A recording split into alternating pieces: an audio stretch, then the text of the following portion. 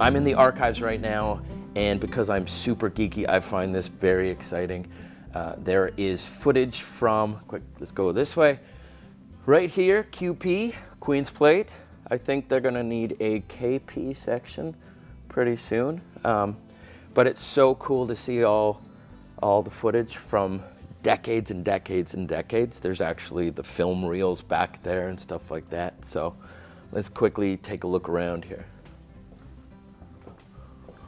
Wow.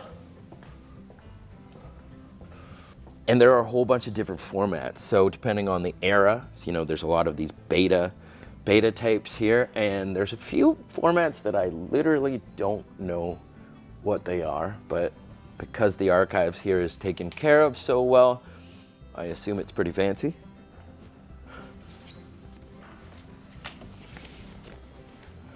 Wow. The Sony Automatic Editing Control Unit BVE 900 version 2.0. One of my favorites. Absolute beast. No clue what it means. Let's see. Wow, what's this? Yeah, maybe I should be a bit, okay. This thing, maybe I'll put this one back here.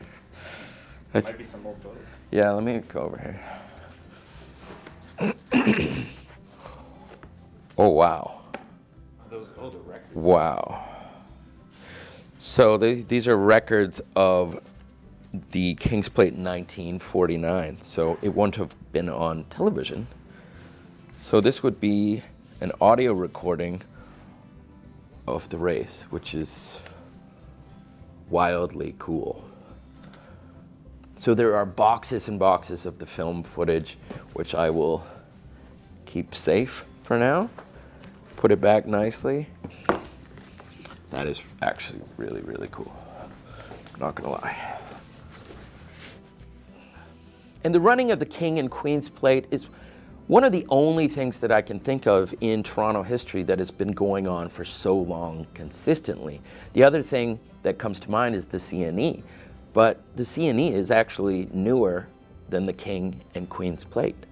And Woodbine Racetrack, which is this large, interesting complex and racetrack, is part of the city now. But when it was built in the 1950s, it was rural, and the airport was Malton Airport, and it was tiny.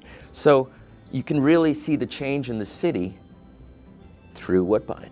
I always find a whole bunch of things about Woodbine and the Queen's Plate and the King's Plate quite interesting. Like, it started at Carleton Racetrack, which is in Toronto's Junction neighborhood. But in 1860, the Junction was just a train junction. It was pretty much in the middle of nowhere. The prize was 50 guineas, and they still give out these, you know, fictional 50 guineas. And each time I read this, I'm thinking, what are 50 guineas worth right now, and what are guineas? And keep asking myself that.